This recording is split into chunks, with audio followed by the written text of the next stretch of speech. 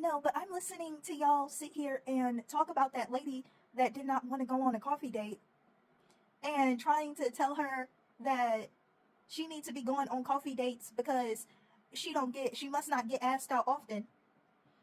And that's wild to me that y'all like to take away people's autonomy, knowing that when people say that you're not attractive, they mean that you're black. And the darker you are, the less attractive you are. Not to mention other stigmas like being heavier. Like that's crazy. Something that does not determine whether or not you're like facially attractive. You know what I'm saying? Like y'all are really weird about that. Y'all are really weird about trying to take people's autonomy away because you don't deem them attractive. And being attractive is extremely subjective. So at any point in time, a mass amount of people could find a woman unattractive, and that means a bunch of horrible things should be happening to her. And that she should lose everything because a bunch of people no longer find her attractive. Like, that's the angle that y'all are going down. And I don't care much about the men and their opinions, right? Because that's what they've been aiming for the entire time, is to make all women accessible, whether or not they have resources, money. They feel like they should just be able to just run through everybody with no consequences, no standards, no nothing. So I don't care about their opinion. I'm really upset about the women in the comments agreeing, making stitches, making duets. Like that one lady. That was a wild stitch.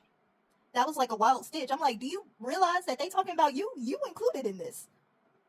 When people say you're not attractive enough to deny coffee dates, they're talking about you, dark skinned black woman. Like they talking about all of us. Those are the first people that they point at and say that they don't like and that they don't find attractive. Most people do not find dark skinned women attractive.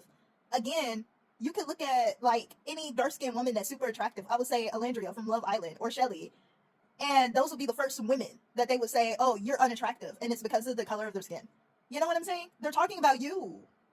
You over here trying to step away, trying to be like, well, I'm not a big dark skinned woman, so therefore I'm more attractive. That's crazy. No, they're talking about you. They're talking about you too. Nobody gets a pass. Nobody black gets a pass. When they say you should accept coffee dates because you aren't attractive, they're talking about black people. They're talking about dark skinned black people. All of them. They don't find all of us attractive.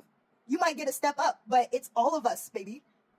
When they say you're not attractive enough to deny dates, they're talking about you. They're anti-black. Please understand that people's preferences and their attractions, right, are produced by racism and capitalism.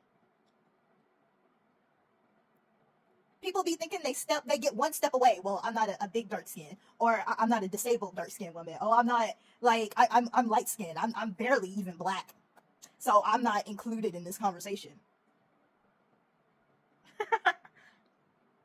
We keep and therefore it's okay for other black women's autonomy. That ain't got nothing to do with me.